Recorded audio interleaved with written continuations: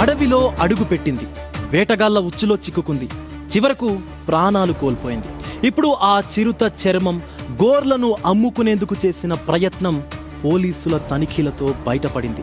భద్రాద్రి కొత్తగూడెం జిల్లా బూర్గంపాడులో వెలుగు చూసినటువంటి ఈ వన్యప్రాణి వేట వ్యవహారంలో 4 నిందితులను పోలీసులు అదుపులోకి తీసుకున్నారు.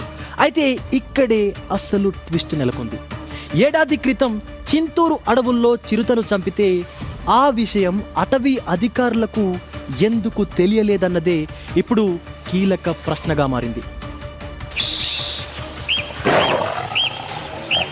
భద్రాద్రి కొత్తగూడెం జిల్లా బూర్గంపాడు మండలం రోజువారీ వాహన తనిఖీలు చేస్తున్న పోలీసులకు ఓ అనుమానాస్పద కదలిక కనిపించింది. పోలీసులను చూసి తప్పించుకునేందుకు ప్రయత్నించిన 4 వ్యక్తులను అదుపులోకి తీసుకున్నారు. వారి వద్ద ఉన్న చిన్న బ్యాగ్ ను తెరిచి చూడగా పోలీసులకు ఒక్కసారిగా షాక్ తగిలింది. అందులో చిరుతపులి చర్మం 17 గోర్లు బయటపడ్డాయి. వెంటనే ఉన్నతాధికారులకు సమాచారం అందించిన పోలీసులు నిందితులను అదుపులోకి తీసుకుని లోతుగా విచారణ చేపట్టారు. పోలీసుల విచారణలో సంచలన విషయాలు వెలుగులోకొచ్చినట్లు సమాచారం. గతేడాది ఆంధ్రప్రదేశ్లోని చింతూరు అటవీ ప్రాంతంలో వన్యప్రాణుల కోసం విద్యుత్ వైర్లతో ఉచ్చులు ఏర్పాటు చేసినట్లు నిందితులు వెల్లడించినట్లు పోలీసులు చెప్తున్నారు. ఆ ఉచ్చులో చిరుత చిక్కుకోగా బాణాలు, రాళ్లతో దాడి చేసి హతమార్చినట్లు దర్యాప్తులో వెల్లడైనట్లు సమాచారం. ఆ తర్వాత చిరుత చర్మాన్ని తొలగించి గోర్లను సేకరించారు. చర్మాన్ని ఎండబెట్టి గోర్లను భద్రపరిచి ఏడాది పాటు దాచిపెట్టినట్లు పోలీసులు అనుమానిస్తున్నారు.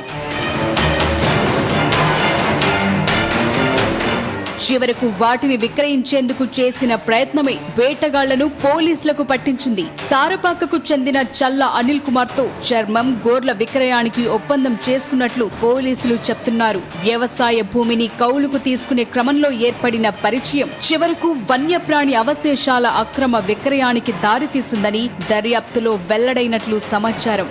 3 నిందితులు చర్మం, గోర్లను బ్యాగ్లో పెట్టుకుని తాళ్లగొమ్మూరుకు వస్తుండగా పోలీసులు అదుపులోకి తీసుకున్నట్లు తెలుస్తోంది. నిందితులపై వన్యప్రాణి సంరక్షణ చట్టం కింద కేసులు నమోదు చేశారు. వన్యప్రాణులను వేటాడడం, చంపటం చట్టరీత్యా నేరమని ఎస్పీ రోహిత్ రాజు హెచ్చరించారు. అటవీ అధికారుల నిర్లక్ష్యం లేదా ప్రమేయంపై వస్తున్న అనుమానాలు ప్రస్తుతం ఆరోపణల స్థాయిలోనే ఉన్నాయి. అధికారిక దర్యాప్తులోనే వాస్తవాలు తేలాల్సి ఉంది. చిరుతను చంపిన వేటగాళ్ల నుంచి అక్రమంగా కొనుగోలు చేసేవారి వరకు మొత్తం నెట్వర్క్ ను బయటకు తీస్తేనే ఈ వన్యప్రాణి వేట వెనుక ఉన్న అస్సలు కథ వెలుగులోకొస్తుంది.